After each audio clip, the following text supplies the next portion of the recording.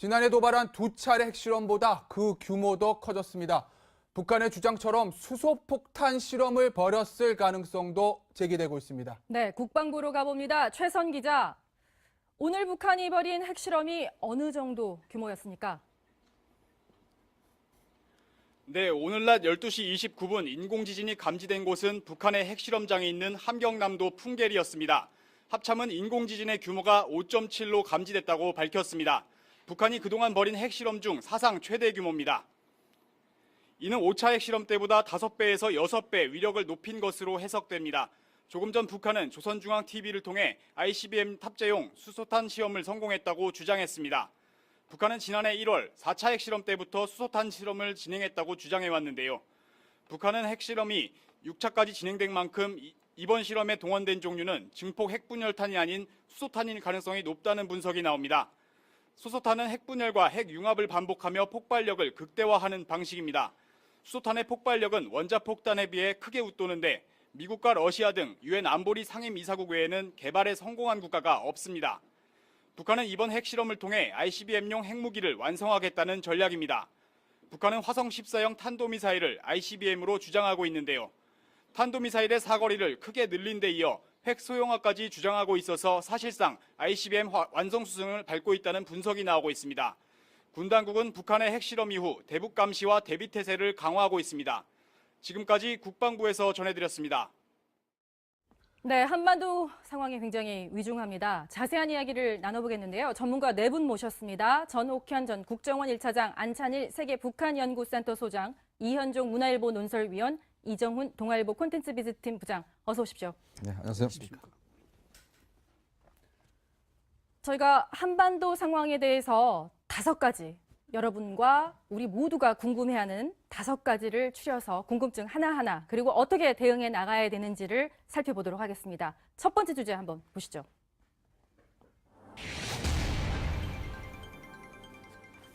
(6차) 핵실험 사상 최대 규모. 우리 시간으로 오늘 오후 3시 반 북한 조선중앙TV가 오늘 핵실험의 결과에 대해서 발표했습니다. 먼저 그 얘기부터 한번 들어보겠습니다. 대륙간 탄도로켓 장착용 수소탄 시험에서 완전 성공! 조선노동당의 전략적 핵무력 건설 구상에 따라 우리의 핵과학자들은 9월 3일 12시 우리나라 북부 핵시험장에서 대륙간 탄도로켓 장착용 수소탄 시험을 성공적으로 단행하였다. 대륙간 탄도로켓 장착용 수소탄 시험에서의 완전 성공은 우리의 주체적인 핵탄들이 고도로 정밀화되었을 뿐 아니라 핵전투부의 동작 믿음성이 확고히 보장되며 우리의 핵무기 설계 및 제작 기술이 핵탄의 위력을 타격 대상과 목적에 따라 임의로 조종할 수 있는 높은 수준에 도달하였다는 것을 명백히 보여주었으며 국가 핵무력 완성의 완결 단계 목표를 달성하는 데서 매우 의의 있는 계기로 된다. 자, 전옥형 차장님, 저 북한 조선중앙TV의 발표는 어떤 의미를 갖는 거죠? 지금까지 이제 북한이 그 핵 보유국이다. 네. 이거를 향해서 이제 계속 질주해 왔는데 네. 지난 한 20여 년 이상을 이번 그 6차 핵실험을 통해서 북한이 공언해온 대로 또 북한 헌법에 명시한 대로 예. 이제는 사실상 핵 보유국의 지위를 거의 99.9% 완성했다. 99.9%. 네, 이 정도로 그 심각한 대한민국에 있어서 네. 가장 그 위중한 안보 위협이 우리 현실적인 목전에 와 있는 그런 아주 엄중한 상황이다. 이렇게 말씀드릴 수 있습니다. 한마디로. 네.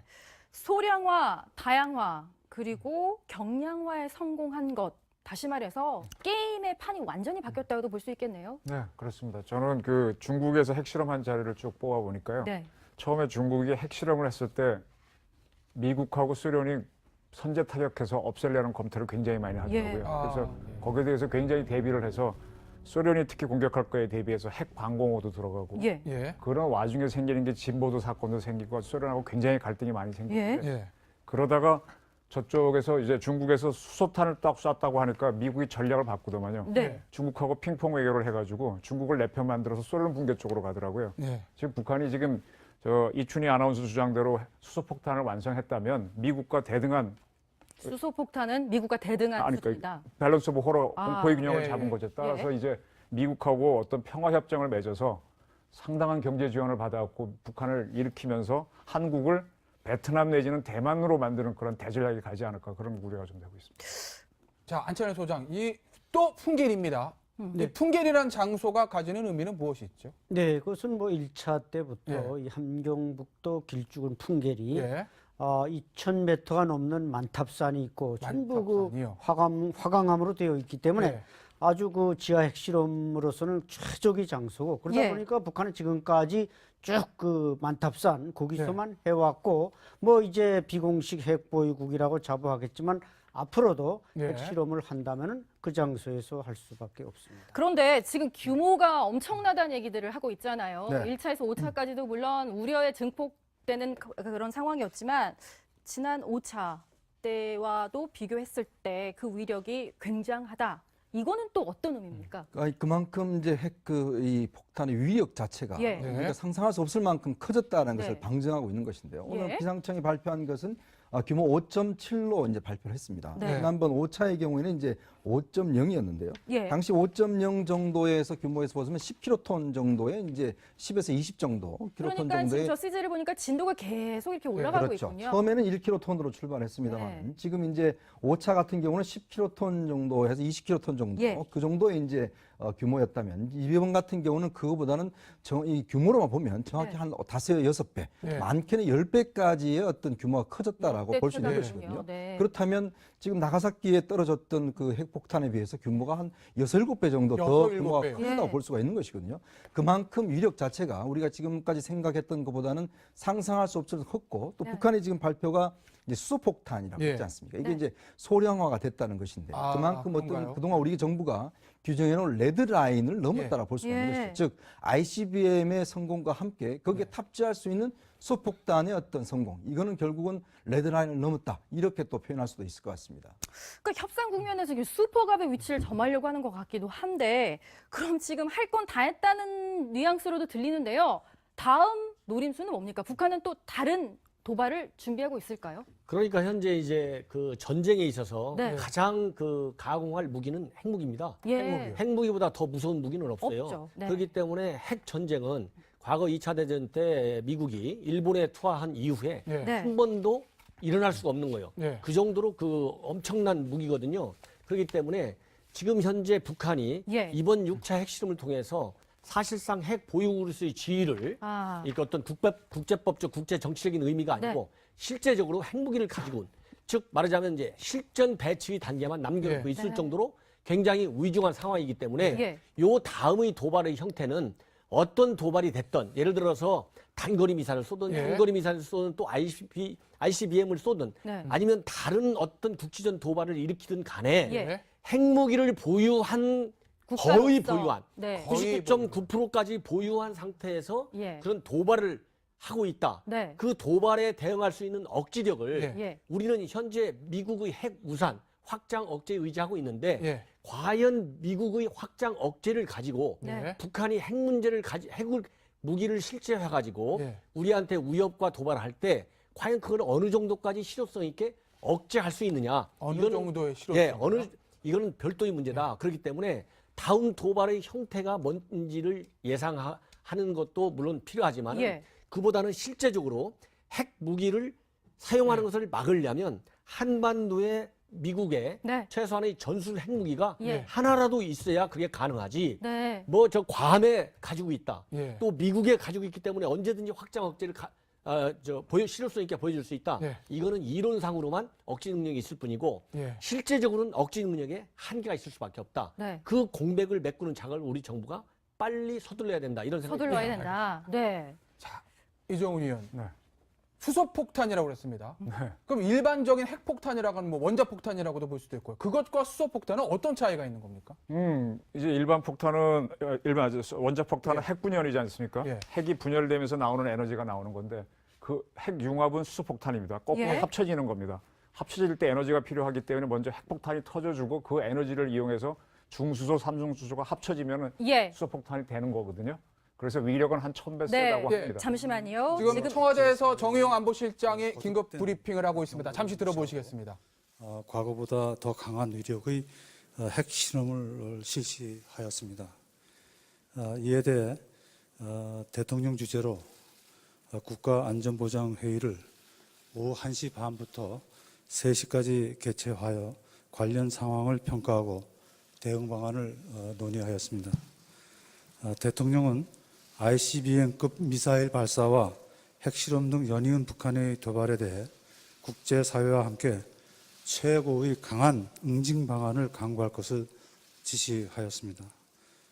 북한이 핵 미사일 계획을 완전하고 검증 가능하며 비가역적인 방법으로 포기하도록 북한을 완전히 고립시키기 위한 유엔 안보리 제재 결의 추진 등 모든 외교적 방법을 강구해 나가기로 하였습니다. 동시에 한미 동맹 차원의 굳건한 연합 방위 태세를 바탕으로 북한의 무모한 도발에 대한 적극적인 대응 방안을 준비하고 추가 도발 가능성에 대해서도 만전의 대비 태세를 갖출 것을 지시하였습니다. 오늘 회의에서는 또 북한의 핵시설과 미사일을 무력화시킬 수 있는 우리 군의 타격 능력을 과시하고 한미 동맹 차원에서 미군이 보유하고 있는 가장 강력한 전략 자산을 전개하는 방안도 협의하기로 하였습니다. 대통령은 북한이 핵과 미사일 개발을 고도해 나가고 있는 것을 결코 용납하지 않을 것임을 강조하면서 국민의 생명과 국가의 안보를 한치의 흔들림 없이 굳건히 지켜나갈 것임을 다짐하였습니다. 국가안보실장은 NSC 회의 개최 전과 후에 허버트 맥마스터 미 국가안보보좌관과 2차례에 걸쳐 통화하여 대책을 협의하였으며 빠른 시일 내에 양국 정상 간 전화통화를 통해 북한 도발에 대한 보다 강력한 한미 공조 방안을 협의키로 하였습니다. 이상입니다. 예, 이상 브리핑 마치겠습니다. 수고하셨습니다.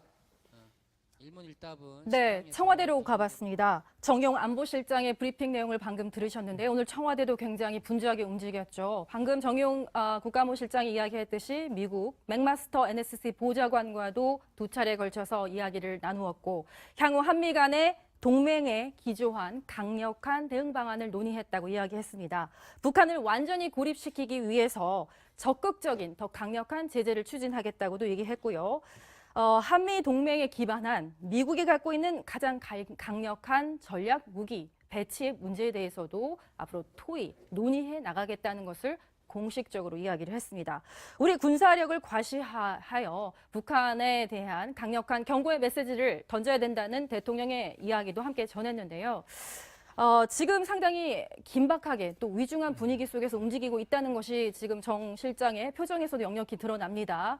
지금 얘기하고 있는 걸 보면 가장 강력한 전략 자산을 배치할 수 있는 방안에 대해서 한미 간에 이야기하겠다. 이거 굉장히 주목해야 될 부분인 그렇죠. 것 같네요. 전술 핵무기를 재배치하자는 얘기겠죠. 예. 그리고 또 가장 하나 강력한 게 뭐가 있을까요? 전술 핵무기죠. 지금 예. 전략 핵무기는 수소폭탄은 갖고 오지 않을 테니까 네. 이제 B-61이라든지 또는 W-60으로 나가는 핵탄두 이런 폭탄 같은 거를 배치하는 문제가 이제 네. 한미 간에 얘기가 되겠죠. 그런 걸 할 수 있을 건데 지금 저는 우리 정의용 실장님 쭉 하시는 걸 보면서 느끼는 게 예. 우리 대통령께서 한반도 운전자론을 얘기하잖아요. 예. 그렇죠. 운전자가 되려면 끌고 나가야 되는데 대체적으로 지금 제가 보는 거는 지금 북한이 이끄는 상태에 대해서 우리가 끌려가는 대응하는 네. 수동적인 방안들이 나오고 있거든요. 예. 사실은 저런 것들이 먼저 나왔고 먼저 치고 가셨어야만 이걸 잡을 수 있는데 북한이 하니까 그다음에 이걸 하고 이걸 하는 거라서 한반도 운전자를 놓치게 되면 우리가 종속 변수가 됩니다. 요거를 네. 빨리 탈피하기 위해서는 지금도 아까 보니까 외교적 모든 수단을 쓴다는 표현이 나오던데 네. 외교적 모드. 외교적 그럼 모든 옵션을 다 올려야죠. 예. 트럼프 하는 모든 네. 트럼프처럼 그렇게 얘기했으면 또 좋았겠다 하는 생각이 좀 듭니다. 예. 자, 전학근 처장께 제가 질문 하나 하겠습니다. 아까 정의용 실장 얘기 들어보면 완전 고립을 위한 북한을 완전 고립하기 위한 모든 제재를 추진하겠다고 하는데 현실적으로 그럼 우리 정부가 할 수 있는 그 제재 수단은 무엇이 있을까요? 그러니까 먼저 이제 우리 정부가 직접적으로 네. 우리 정부만이 가지고 있는 대북 제재는 사실상 한계 있어요. 예를 들자면은 이미 대북 제재는 예. 5.24 제재 조치에 의해서 상당 부분 우리가 발휘할 수 있는 수준에 대북 제재는 이미 시행되고 있다. 예. 네. 다만 현 정부가 들어선 이후에 그 5.24 제재 조치를 해제한다는 명시적인 네. 이런 의사 표시는 없었지만은 예. 예를 들어서 인도적 지원의 성격의 어떤 대북 사업이라든가 또 이렇게 경제적인 어떤 교류를 할 수 있는 어떤 단초를 제공할 수 예. 있는 이런 방북 문제 이런 거에 대해서 우리가 전향적으로 취해왔거든요. 그렇기 때문에 우리가 가지고 있는 대북 제재 중에 하나는 예. 5.24 제재 조치에 나와 있는 동결 조치를 그대로 강력하게 이행하는 데서 출발을 하는 것이다. 동결 조치에 예, 출발하는 것이다. 그리고 지금 현재 우리 정우영 실장께서 완전 고립 북한에 예. 그 다음에는 이제 최고의 응징. 네. 최고의 일단 언어적으로는 상당한 수준의 대북 응징을 하겠다고 하는 예. 명시적인 의사 표시가 되어 있습니다. 예. 그러면은 우리가 가질 수 있는 또 발휘할 수 있는 제재 중에서는 현재 유엔이 중심으로 취해나가고 있는 그런 이 다자적인 차원의 제재 이외에 예. 한미 양국이 특히 미국에서 얘기하는 모든 옵션이 테이블 위에 있다. 있다. 이게 모든 옵션이라고 할 때는 외교적인 옵션만을 얘기하는 게 아닙니다. 네. 외교, 경제, 군사까지 그렇죠. 다 얘기했거든요. 예. 그러면 6차 핵실험 하기 이전에 우리 정부 입장에서는 군사적인 조치, 물론 예. 한반도에서 전쟁은 안 일어나는 게 최고의 방책이고 예. 그걸 막아야 되는 건 맞다. 그러나 미 정부가 군사적인 옵션까지도 고려하겠다라고 했을 때 예. 네. 바로 우리 정부가 군사적인 그런 전쟁 이런 거는 절대 안 된다라고 지나치게 예. 강조하는 것을 이제 자제할 필요가 있다. 그래야만이 미 정부가 얘기하는 테이블 위에 있는 모든 조치에 대한 예. 대북 압박 효과와 제재 효과가 나타날 수 있다. 이런 거를 말씀드리고 싶습니다. 그런 압박과 제재 효과가 나타나면 북한이 도발을 하지 않을 거라는 그런 희망을 가져야 되겠지만 또 한편으로는 가장 최악의 시나리오도 상정해야 되지 않겠습니까? 네. 이제 핵 실험을 넘어서 핵 실전 배치 상황까지 온 게 아니냐 이런 분석이 나오고 있는데 서울에 핵폭탄이 떨어지면 어떻게 되는지 이런 얘기를 벌써부터 하고 있어요. 우리가 이제 원평 비전이라고 그러죠. 예. 즉 원평비. 평화를 원하면 전쟁을 준비해야 된다라는 이야기를 하지 그렇죠. 않습니까? 그게 뭐 전략 전술의 가장 기본적인 네. 내용이신데 네. 그동안 우리는 항상 북한이 도발할 때마다 그래도 대화는 하겠다라는 예. 이제 그 어떤 북한의 어떤 면에서 보면 좀 도망갈 수 있는 그런 여지를 뒀거든요. 이제 그런 측면에서 본다라면 예. 지금 우리가 대응할 수 있는 과연 이제 지금 북한의 네. 6차 핵실험 이전과 이후를 좀 예. 나눠서 봐야 된다고 예. 봅니다. 자, 그 이전에 보면 역시 문재인 대통령이 계속 대화의 방점을 어느 정도 둬왔어요. 예. 자, 그러면 지금 오늘 이제 정의용 실장이 발표한 걸 보면 네. 이제는 뭔가 완전 고립을 추진하겠다고 이야기를 했지 않습니까? 거기에다가 보면 또 하나의 우리가 정말 전략 자산의 확보뿐만 아니라 정말 강력한 응징 도구를 가지고 있어야 예. 된다는 것이거든요. 그러면 기존의 문법과는 좀 다른 차원의 접근을 해야 됩니다. 자, 아까도 이야기하셨지만은 이제는 송영무 장관이 이야기했던 전술핵의 배치 문제나 또 어떤 원자력 잠수함의 어떤 보유라든지 정말 우리가 가질 수 있는 것 세상에 북한이 우리와 대화를 하려면 우리는 재래식 무기로 하는데 핵을 가진 북한이 우리를 대화를 응해주겠습니까? 네. 이거는 기본적인 원칙이 아니거든요. 원칙이 핵 가진 사람과 핵을 가지지 않는 사람은 대화가 안 됩니다. 네. 기본적으로. 이제 그런 차원이라면 이제 북한이 소형화가 됐고 이미 이게 ICBM에 탑재할 가능성이 있다고 한다면 네. 아마 내일 아침 미국 국민들이 보기에는 엄청난 충격일 겁니다. 자, 네. 그렇다면 우리도 여기에 대한 뭔가 이제는 구체적인 대응 방안을 마련해야 된다. 네. 저는 그렇게 봅니다. 자, 이종훈 의원. 네네. 수소폭탄 정말 상상하기 싫은 가정인데 만약에 그게 서울 한복판에 떨어지면 그 위력은 어느 정도 될까요? 뭐 위력 좀 되겠죠. 근데 너무 두려워하지 마십시오. 이제 장종화 박사라고 한국원자력연구원에서 퇴직하신 학자분이 예. 북한에 지금까지 개발한 핵무기를 가지고 피해 정도에 대한 걸 쭉 쓰신 글이 있어요. 예. 근데 어떻게 피해라 하는 게 있는데 5차 핵실험에서 그 위력이 터지게 되면은 네. 반경 한 3km 지역에 있는 사람들은 좀 희생이 될 것 같습니다. 네. 그걸 피하고 싶으면 무조건 지하실로 들어가라. 지하실로 들어가라. 지하철 지하로 지하실로 들어가라고요? 들어가시고 그다음에 개봉된 음식이나 오픈되어 있는 물은 마시지 마라. 네. 꼭 새로 따서 마시고 그렇게 예. 버텨서 한 며칠 지나면 낙진이 날아가니까 살 수 있다. 그런 거고요. 지금 보이는 저 화면은 무슨 설명이 어떤 내용인 거죠? 저것이 저거 서울에서 방금 터질 1.5km 경우 정도까지는 대충 비슷한 얘기는 4.5km까지는 뭐 저렇게 62만 명이 죽고 1.5km까지는 뭐 이렇게 나오는 건데 서울 네. 중심부에 사람들이 다 길에 나와 있는 상태에서 그다음에 건물이 없는 상태에 터지면 100만 명이 죽을 수도 있겠죠. 예. 네. 그러나 이런 우리 동아일보 채널A 같은 건물 자체가 예. 이게 다 차폐를 해줍니다. 차폐요? 네, 저쪽에서 오는 포갑도 막아주고 예. 뭐 막아주기 때문에 이것 물론 유리창은 깨집니다. 그래서 건물들이 많이 있기 때문에 의외로 많이 희생이 안 됩니다. 그래서 예. 지하에 들어가면 되고요. 또 하나 수폭이 이번에 뭐 10배가 더 강하다고 하는데 그러면 10배가 더 죽는 게 아니고요. 이 공간이지 않습니까? 공간은 하늘로 올라가는 에너지가 훨씬 많기 때문에 네. 3제곱으로 오히려 작아집니다. 그래서 아. 10배짜리가 터져도 피해는 한 1, 2km밖에 더 늘어나지 않으니까 예. 우리는 뭐 가장 중요한 거는 무조건 지하실로 가시고 오픈된 음식은 먹지 마시고 알겠습니다. 네. 그렇게만 하면 일단은 낚싯대까지는 피하는 게 상책입니다. 네. 뉴스